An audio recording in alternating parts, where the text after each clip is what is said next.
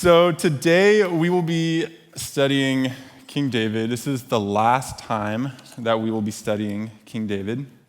And the journey that we began on November 26th, I checked, November 26th is coming to a close. And we will be looking at Psalm 139. And so I've mentioned this before on a Sunday morning. 8 years ago, on an April morning, not unlike this one, an event occurred that I will never forget. I woke up. That wasn't the event. I woke up, I had breakfast. I remember specifically it was fresh squeezed orange juice and cereal. I popped in my car, and I drove to my college where I was going to be playing some intramural soccer. And so everything was fine.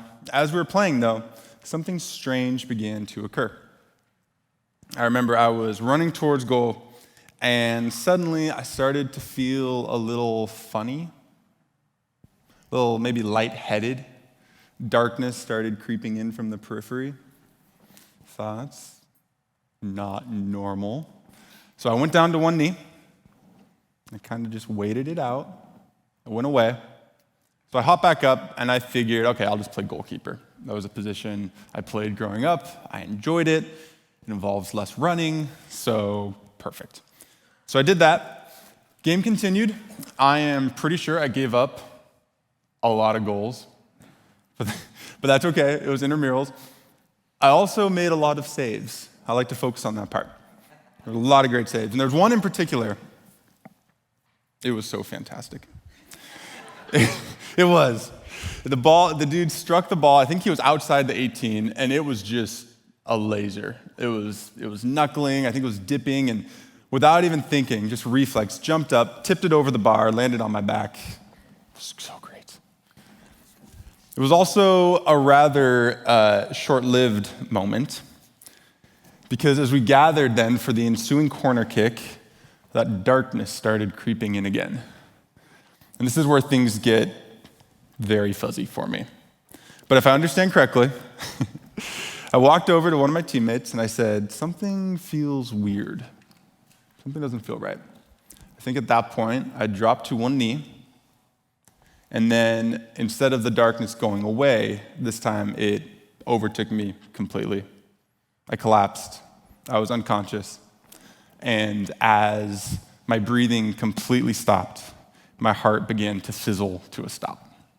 And frankly, with it, my life as well. I believe my last words might have been, as I was on my knee, "This can't be good."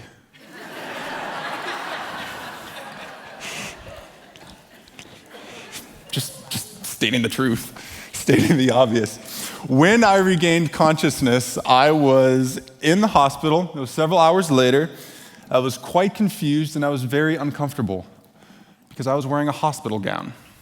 And that is not what I was wearing when all that happened. My shirt was actually cut off, and it was still underneath me. And nobody would tell me exactly what was going on. I think that's because they didn't actually know what was going on either. Eventually, though, through a foggy brain, I began to piece together what had happened. I had suffered a cardiac arrest. And so we're going to get a little scientific here, because science is fun. So a cardiac arrest is an electrical problem with your heart. This right up here, this little EKG, this is what you want your heart to look like. This is what you want your EKG to look like. There's a nice rhythm, there's a steady rate. This keeps you alive. This is good. This is what's happening all over the room right now. This thing down here is called ventricular fibrillation, and this is probably the first time ventricular fibrillation has been said from this stage on a Sunday morning. Right? Yes. Yeah, okay. So this is chaotic, and it is inherently unsustainable. This up here keeps you alive. This is lethal. It kills you. You don't snap out of this. So what happened? What exactly happened? Why was I alive? It was my teammates. They saw me collapse, And instantly, they ran in, they checked my vitals, and they started performing CPR. They even had one individual run all the way across a field to grab an AED that was inside a different building, run all the way back, strap it on me, and shock me back right there, right as the paramedics were showing up. The funny thing is, if that had happened at any other point, if that cardiac arrest had happened at any other point, I'm not standing here today. Over the next several days, weeks, and months, I underwent so many tests, so many procedures, so many surgeries, all sorts of things. They poked, they prodded, they shocked, they zapped, they did everything, trying to figure out what happened and then also prevent a reoccurrence. They have no idea what caused it. Absolutely no idea to this day. Perhaps the most difficult thing, though, and the most uncomfortable aspect about that whole experience wasn't actually the cardiac arrest. Turns out having a cardiac arrest actually isn't that painful. You just kind of pass out. It was the recovery. As my brain recovered from the lack of oxygen, and as my heart recovered from being shocked numerous times, and the scars eventually hardened and healed, it was my mind that was still haunted by that traumatic experience. And the doctors actually seemed to acknowledge this. I just checked a few days ago to see if it was still there, and it was. On my medical record, the doctor put four letters, PTSD. And I thought I knew what PTSD was. No, I had no idea. I knew it had to do with memories, but I had no idea that PTSD causes a miserable, full-body physiological response that is impossible to ignore. And it can seemingly strike at any moment. The sound of an ambulance would cause this unbearable response in which my heart rate and my breathing would spike and adrenaline would just course through my veins. And a spiked heart rate is not what you want when you just had a cardiac arrest. I remember watching Survivor with my siblings, and somebody had some sort of medical emergency, and they had to do CPR, and I think they had to do chest compressions. I had to leave the room. Probably the worst part, though, was later that summer, I had a dream in which I was killed, and it was as if my body took all of the physiological traumatic responses that it experienced when I had my cardiac arrest and just put them right in the dream for me to remember. It was not enjoyable at all. As the years have passed, though, much of this, I'm thankful, much of this has gone away, though every now and then it's still a little rattling. Why do I bring this up? What does this have to do with Psalm 139? As I recovered from that cardiac arrest, Psalm 139 became something of a soothing balm over that traumatic experience. I returned to it over and over again because in it I found hope, I found confidence, and I found peace. The psalm means a lot to me. So Psalm 139 is ascribed to David, and as we read through this, it's important to remember David's life and his context as we read through it. His highs were very high. We've spent months talking about all these great moments. He defeated Goliath. He brought the ark to Jerusalem. God made an everlasting covenant with him. His lows, of course, were incredibly low as well. Exiled numerous times. He involved himself in all sorts of gross power politics. And his life and his family were absolutely destroyed by sexual sin and murder. And yet through it all, what we see, he always returned to the Lord, a man after God's heart. So Psalm 139 is rich. It is rich with theological concepts. It illustrates important truths about God's omniscience, his omnipresence, and his omnipotence. Aren't those fun to say? All the omnis. God knows everything. He is everywhere, and he is creator of everything. But the thing is, unlike textbooks and so many teachers, this psalm is neither dry nor abstract. It doesn't talk about these theological terms and nebulous ideas up here that don't really mean much to us.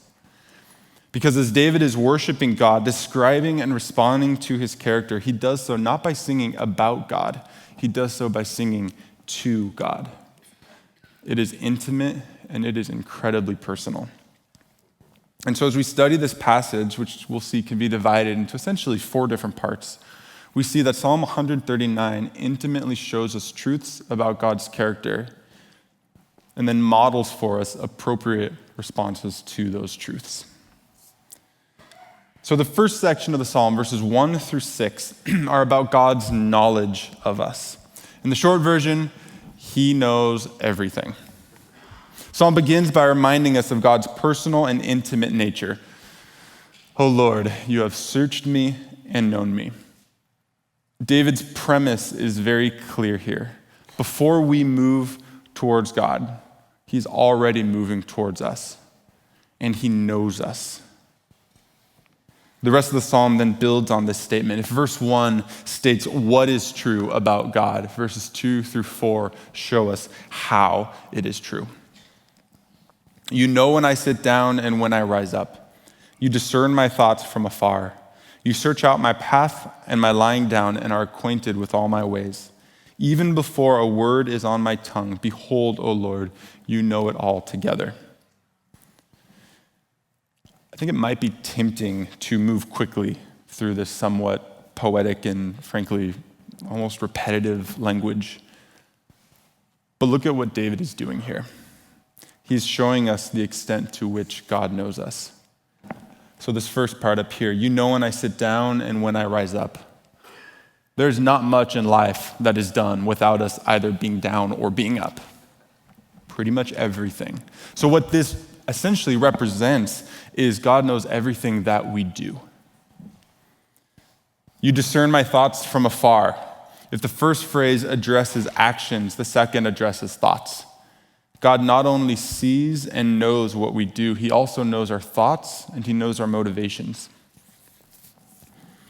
And then "you search out my path and my lying down and are acquainted with all my ways." This phrase has the connotations of night and day. Whether it is in the light of day or the dark of night, God gets us. There isn't a thing we can do, or to use the specific language of this verse, there's not a way that we can be that God doesn't know, see, and understand. And then finally, "even before a word is on my tongue, behold, O Lord, you know it all together." We already read that God understands our thoughts, and now we see that he fully knows and understands our words even before we speak them. So he doesn't just know the past and the present because he's watching us and has a really good memory. He knows our future as well. So right away, just in these first few verses, we see that God understands and knows absolutely everything there is to know about us. Our actions, our thoughts, our desires, our words, our pasts, our presents, and our futures. In verse 5, we then get a rather curious phrase. "You hem me in behind and before and lay your hand upon me." As we read the previous verses, I think it might be easy for us to think of God as almost an impersonal judicial information machine. He just knows stuff. He's watching us to see what we're doing, to see if we do something wrong so he can set us right. He knows if we've been bad or good, so be good for goodness sake. While God is definitely aware of our sin, and God is definitely disciplining those he loves, according to Hebrews, we have to remember that our walk with God is not so much primarily about right and wrong. Our spirit-led walk of faith is not defined by our doing, it's primarily defined by our being. In other words, God doesn't define us by what we do. He defines us by who he says we are. And his knowledge of us runs far deeper than our sin. And that's why I love verse 5. The verb hem can refer to a siege, right? The military tactic of an army completely surrounding a city, watching what goes in and out. It can also refer to a hedge, as in a hedge of protection. So what's going on? I think to understand exactly what's being conveyed here, we have to remember that next line. You lay your hand upon me. God's knowledge is not the impersonal knowledge of a machine. And it's not the tactical, utilitarian knowledge of an army. It is the personal and intimate knowledge of somebody who in his initiating love draws so near to us that he surrounds us. You can almost think of his presence as a hug. And it is the personal and intimate knowledge of somebody who from grace and not from obligation puts his caring and loving hand upon us. God knows everything there is to know about us. Absolutely everything. And he knows everything that we are going to do before we even do it. And he still loves us. David concludes the section, such knowledge is too wonderful for me. It is high, I cannot attain it. This is the only natural response to such knowledge. And I don't think David is just being poetic here. I think he means this literally. Though we must love the Lord our God with our minds, we simply cannot know everything there is to know about him. He is our creator, we are the created. This was made particularly clear to me when I graduated with a master's in theology, and I felt like I knew less than when I had started.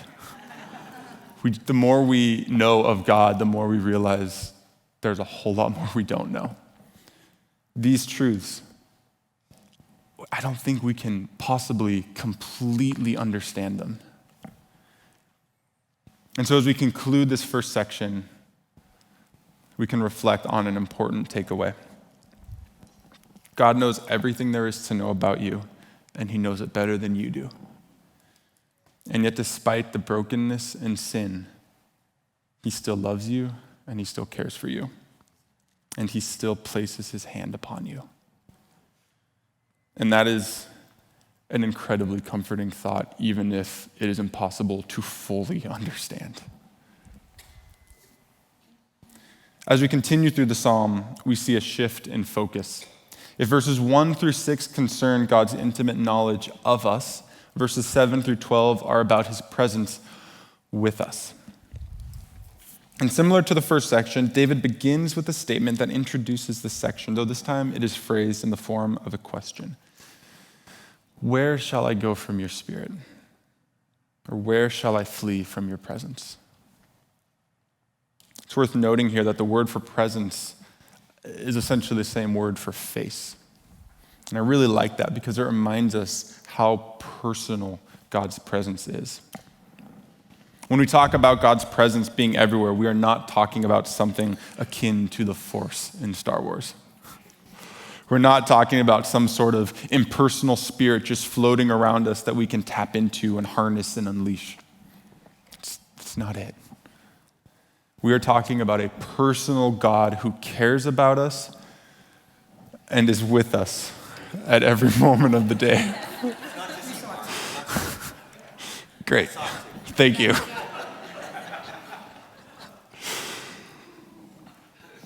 So, David then unpacks just what this looks like in the following verses. Verses 8 through 9. If I ascend to heaven, you are there. If I make my bed in Sheol, you are there. If I take the wings of the morning and dwell in the uttermost parts of the sea, even there your hand shall lead me, and your right hand shall hold me. Isn't this language just beautiful? This is really cool what David is doing here. So let's look a little closer. If I ascend to heaven. So when David says, if I ascend to heaven, he's using that word basically the same way we would. If I ascend as high up as I can go up there and then keep going further, God is still there. I can't go far enough up there to escape God. if I make my bed in Sheol. To fully understand all the complex connotations of Sheol, we would have to spend quite a bit of time talking about ancient Israel's cosmology. And I really like my job, so we're not going to do that. Essentially, think of Sheol not as we would think of hell. Instead, think of it as representing death or the grave or the depths. Think of it as the opposite of way up there. It's way down there. So if I go all the way up there or if I go all the way down there, as far as I could possibly go, I still cannot outrun God's presence. And then he does this really, really cool thing. He refers to the wings of the morning and the uttermost parts of the sea. So this sentence, this phrasing, should evoke imagery of a sunrise. In fact, some translations say the wings of the dawn.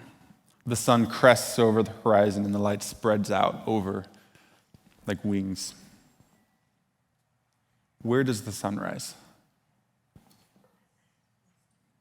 East, okay. It's the east. It's been rising in the east for a long time. Where then are the uttermost parts of the sea? We have looked at a lot of maps. I don't have a map for you today. This is a test. What is to the west of Israel? The sea. So when David says the uttermost parts of the sea, what direction is he referring to? The west. Yeah. So what he's saying is if I go to the highest high, the lowest low, the eastest east, or the westest west, God is still there. He has poetically named just about every single direction that he could possibly go. There is nowhere we can run from God's presence. And then reminding us again just how personal God is, he adds that his hand leads and holds us. So he's not just saying that we can't outrun God, he's also showing us how God relates to us. Everywhere we go, God is actively in control. And everywhere we go, God holds us safe. The section then ends in what I think is one of the more inspiring lines of the psalm. If I say, surely the darkness shall cover me, and the light about me be night, even the darkness is not dark to you. The night is bright as the day, for darkness is as light with you. I think these two verses are particularly encouraging because they remind us that God is with us no matter how difficult the day might be.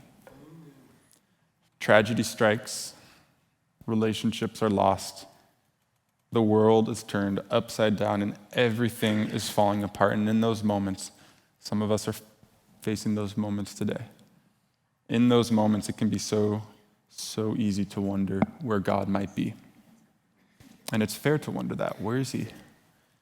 This psalm reminds us that God is there. He is with us, he is for us, and he's beside us. And though he might not change the circumstances of the situation, his light guides us through the darkness. Because as John 1 says, no darkness can overcome the light. There's another important takeaway from this psalm. The future's a scary place. It just is. It's full of unknowns. It's full of dangers. It's full of heartbreak. It is full of tragedy. And none of us are immune to those experiences. I'm not trying to be a pessimist. It's just the reality of living in a broken world. When we enter into those difficult spaces, we don't have to invite God to catch up to us. Because when we're entering those spaces, God is already there and he's waiting for us. He's waiting to help us. He's waiting to shape us. He's waiting to strengthen our faith in him. Because he loves us and he does not leave us to fend for ourselves. And that is a really sweet comfort that helps us get through those moments. As the psalm continues, David then praises God for his creativity. He begins in verse 13. For you formed my inward parts. You knitted me together in my mother's womb. The word used here for inward parts actually refers to the kidneys.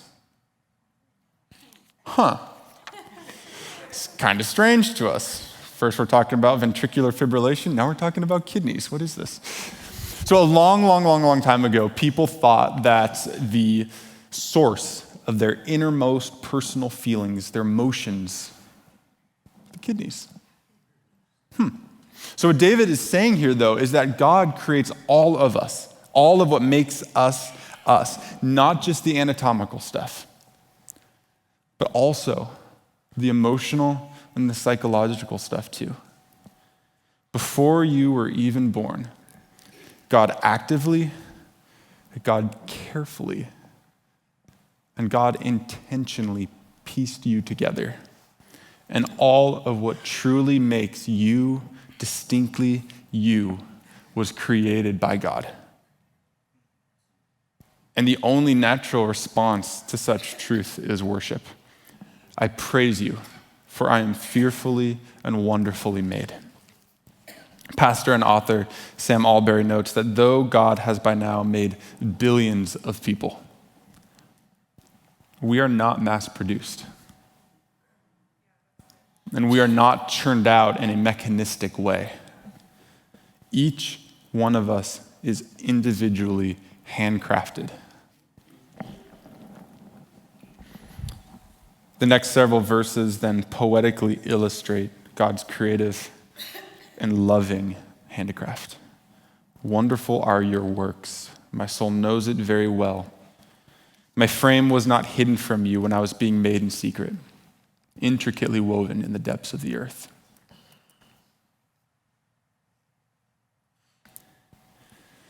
Then finally, the section ends with another blessed reminder that God is ultimately in control. Your eyes saw my unformed substance. In your book were written, every one of them, the days that were for me, when as yet there was none of them. The truths found in this section of the psalm were particularly meaningful for me as I was recovering from that cardiac arrest. Because as I wrestled with the fact that I should have died, I faced the reality that not only did God make me, he also knew everything about me when he made me. And if we follow the logic there, that means that when God made me, he knew my heart would one day try to kill me. He also knew that the doctors would be absolutely stumped. We live in a broken world, and God knows that we will experience sickness, and he knows that we will experience disease and all sorts of very uncomfortable and hard things. Such is life as we await God's final restoration. But here's the thing. He knew my heart would one day try to kill me, and he made me anyway. And not only did he made me carefully, he made me lovingly, and he made me wonderfully. This room is filled with so many health problems. And this room is filled with so many health problems that we actually don't even know about. What is true for me is also true for you. God knew that you would experience pain. He knew that you would experience suffering. And God still breathed his life into you.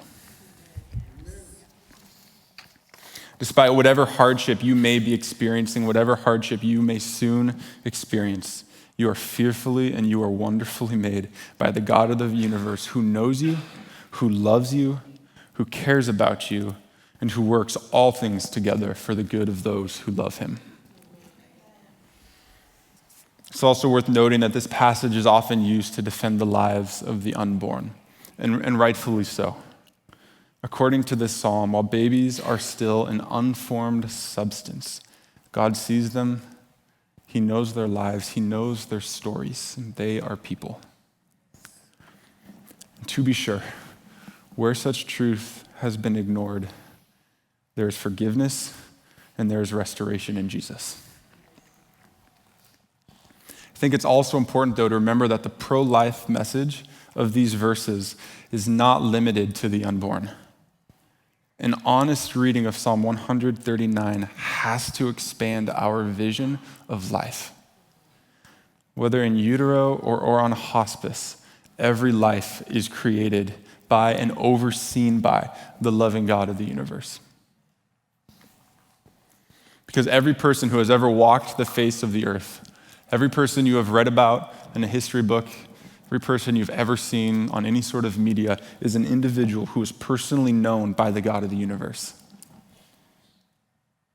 And so as we read Psalm 139, let us allow the greatness and the glory of God's wonderful and awe-inspiring character to expand our vision and our understanding of his creative and his active role in the world. The psalm finally ends by showing us three appropriate responses to God's comprehensive knowledge, his presence, and his creative power. And the first one is appreciation. How precious to me are your thoughts, O God. How vast is the sum of them. If I would count them, they are more than the sand. I awake and I am still with you. Right away, these verses show us two things. God's thoughts are precious and God's thoughts are many.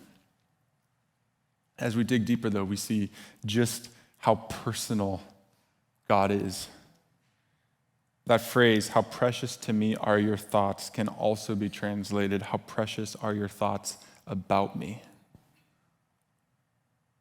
So this isn't just saying that God knows about us, it's saying that God thinks about us.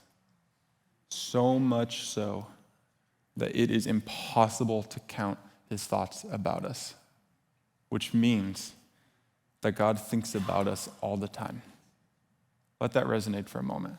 The God of the universe thinks about you all the time.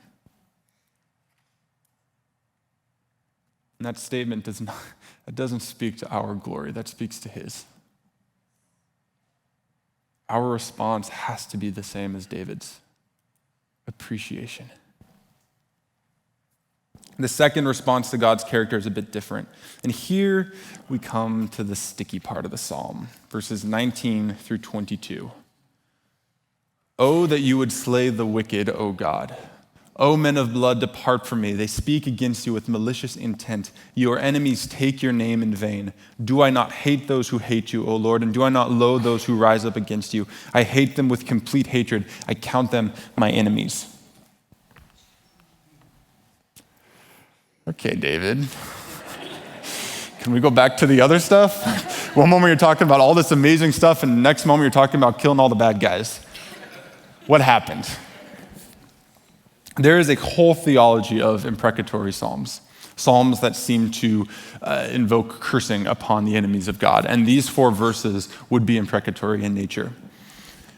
It is very, very tempting to just tiptoe around these verses and try not to make eye contact with them, lest we actually have to take them seriously.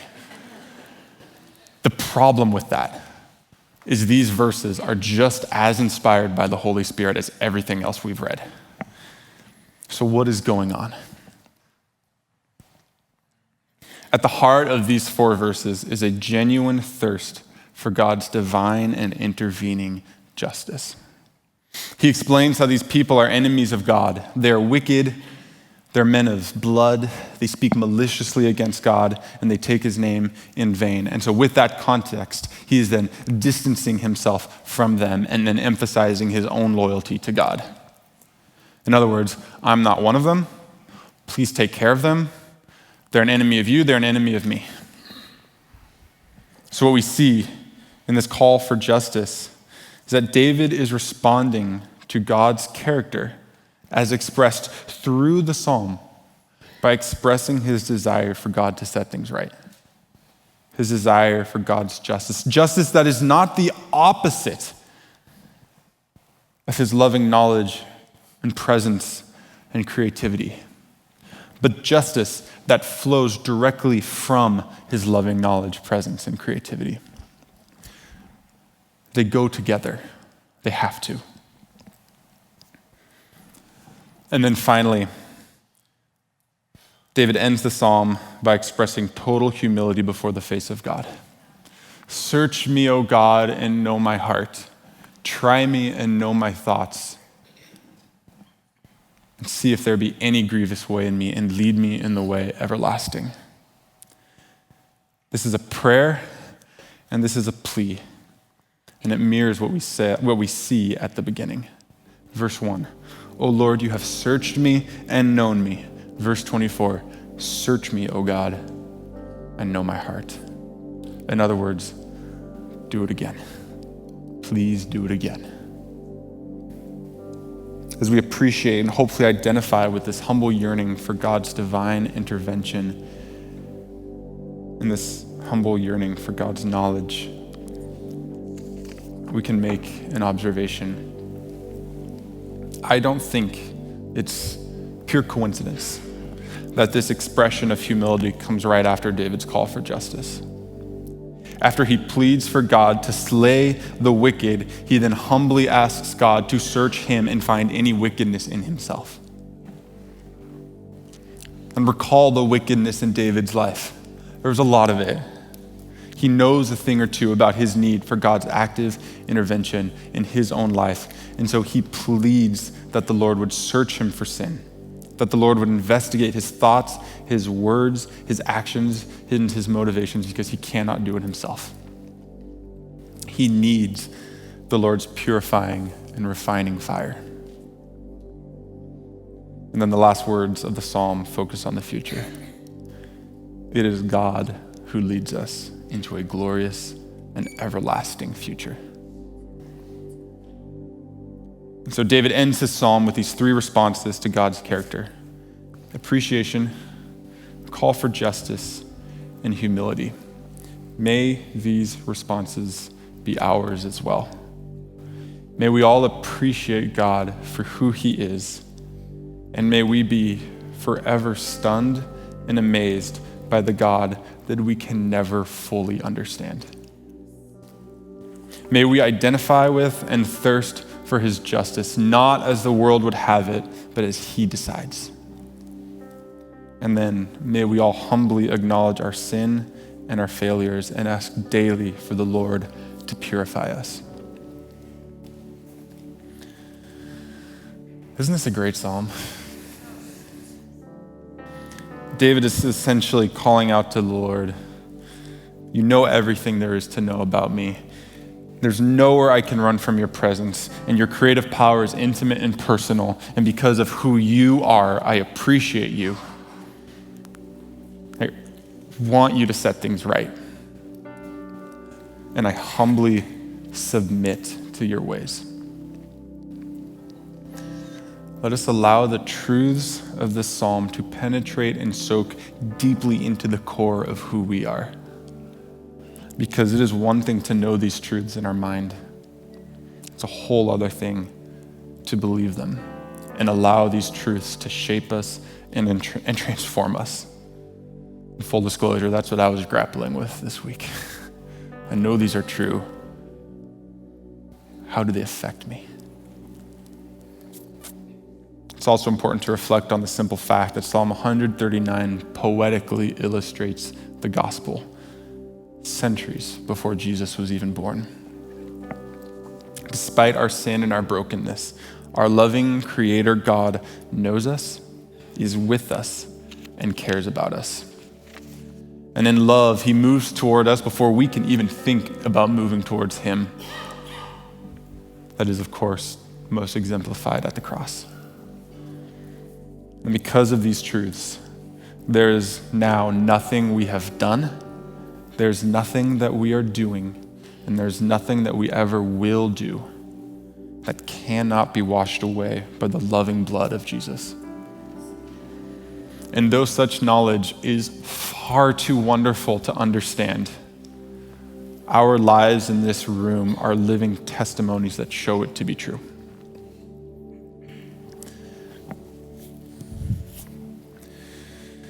Father, you are good. Even saying it like that feels like a complete understatement. You know everything. You are everywhere. You've created all of us. You know exactly everything there is to know about us, and you still love us. Thank you so much for the many ways that you show us truth. Thank you for beautiful songs such as this one that poetically inspire us. Lord, I ask that you would search us and know our hearts.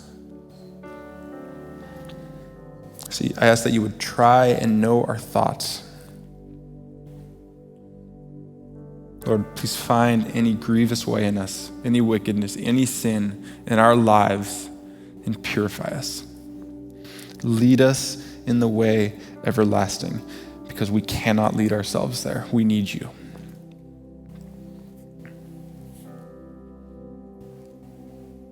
Please use us for your glory. In your Son's name we pray. Amen.